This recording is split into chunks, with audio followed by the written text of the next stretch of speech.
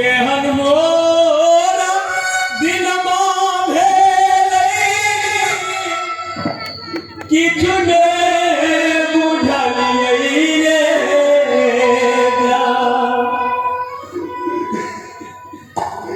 रे जान किछु ने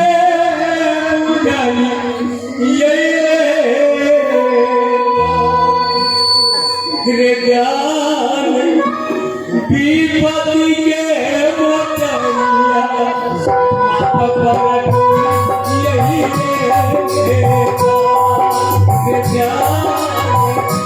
विपत्ति के बतैया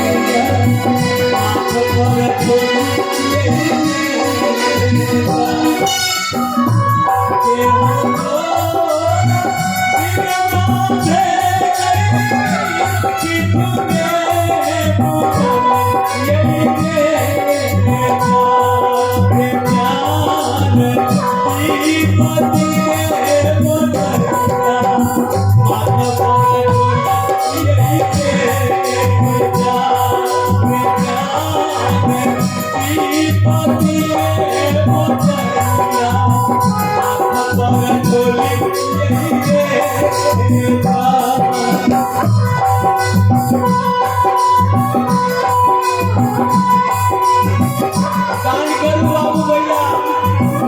बाबूलवा के 5 रुपया 10 रुपया दान करू अल्लाह के दान करू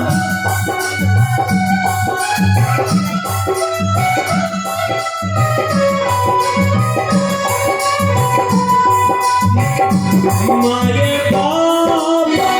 आरे जैसा बता में मारा गई मारे बाबा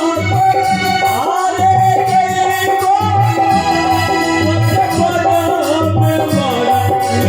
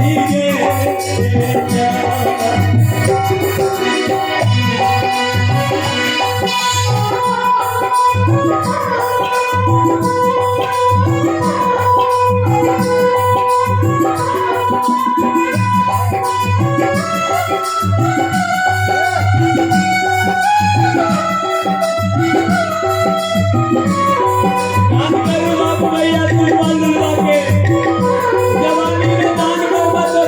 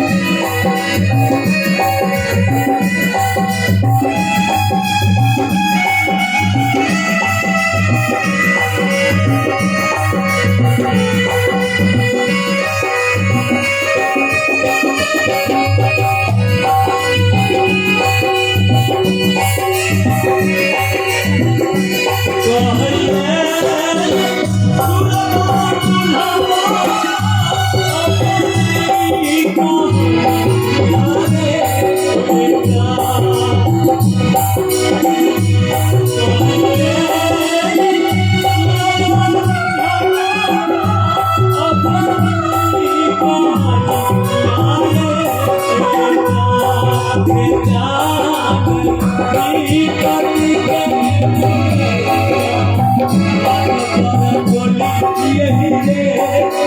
जान पति के मोटरिया माथ पर छोड़ी यही रे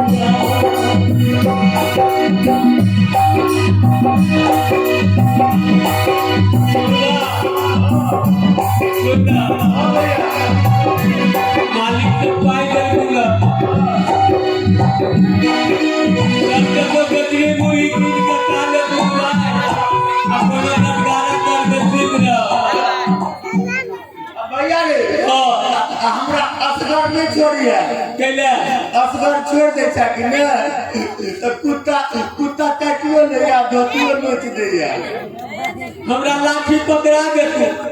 हमरे संगे संगे रहे असगर दुश्मन नहीं दे काटे आ सुन ना मालिक सब पाई दे के वो एमे से 10-20 रुपया के सब दिन जमा कर अच्छा या 1000 खान रुपया जमा भ जेतो कि ना तो तोरा यही के ऑपरेशन करवा दे ठीक है भैया हमरा पकड़ ले लाठी पकड़ा दे हमरा रे जान दीवानी के मोटरिया माथ पर छोड़ी यही रे जान दीवानी के मोटरिया माथ पर छोड़ी यही रे जान दीवानी के मोटरिया माथ पर